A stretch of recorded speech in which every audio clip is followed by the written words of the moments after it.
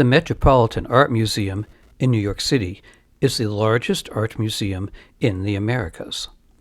There are so many art flavors that I like to concentrate on a single wing when I go.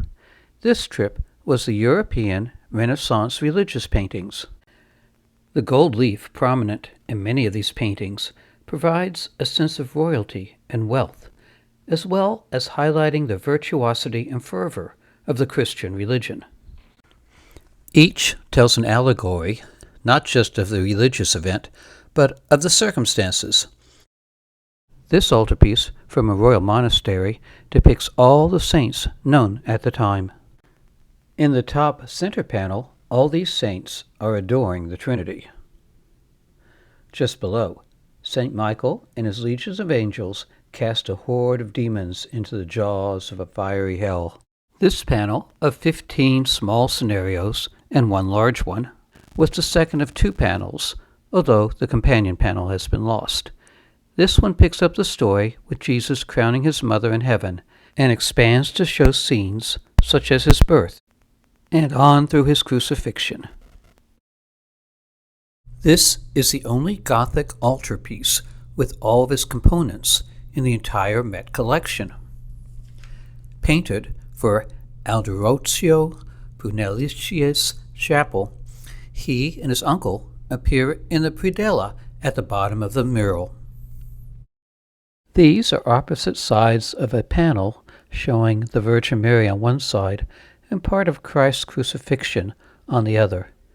Notice the differences in the spectators' expressions on each panel. This altarpiece, showing the Adoration of the Empty Cross, shows Aloysius Rudolph de Perusis kneeling under St. John the Baptist. The background is Avignon, where Cosimo de' Medici banished the family in 1434. I love the intricate symbolic details, such as the skull and the discarded shoes. This folding panorama sat on an altar at the Cistercian convent, commissioned by the convent's abbess, Jeanne de Boubès.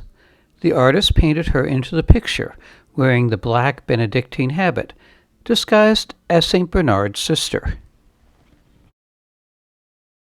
Notice in this panorama that each of the apostles is recognizable by their attributes, such as Peter's keys and James's staff. I particularly like the multiple allegorical stories surrounding this one, and the intensity of its gold foil. St. Lawrence is shown enthroned and flanked by Saints Cosmas and Damian.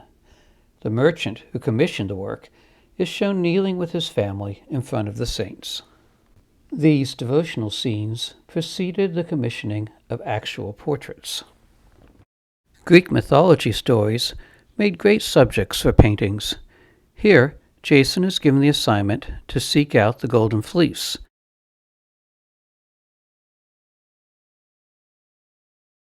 And in the bottom scene, he secures it. There's so much going on in these panels as we follow Jason, clad in his golden armor, through various scenes. It's like a TV series all put together in two paintings. Here, the three magi are clearly differentiated to represent their varied regional origins. Notice the Black King with his Turkish curved sword.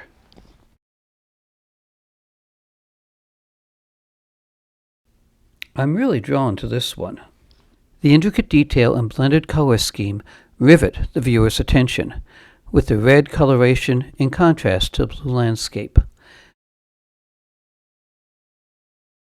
Intricate details on paintings such as these offer puzzles of symbolisms to piece out. For example, the bird, a symbol of the soul, is flying upward to heaven. The fellows flanking Jesus are the biblical prophet Job, and opposite is St. Jerome, who wrote a commentary on the book of Job. The script shown isn't real Hebrew. The composition of this piece particularly appeals to me, with the central Christ figure drawing the viewer's attention, surrounded by the crowd with their interesting and intense expressions. all leading to the bottom right of the Fainting Mary. In the upper background left is a crucifixion, emphasizing the timeliness of the drawing. In the upper central, three figures, perhaps Christ meeting two of his apostles after his resurrection. Again, I appreciate how the bright red and browns of the foreground are softened by the distant blues. This is only a small tasting of the paintings in this category. If you love these types of artworks, the Metropolitan offers a full-course meal. Be sure to visit on your next trip to New York City. Thank you for watching. This is Dr. Philip Levin. If you like my videos, please subscribe.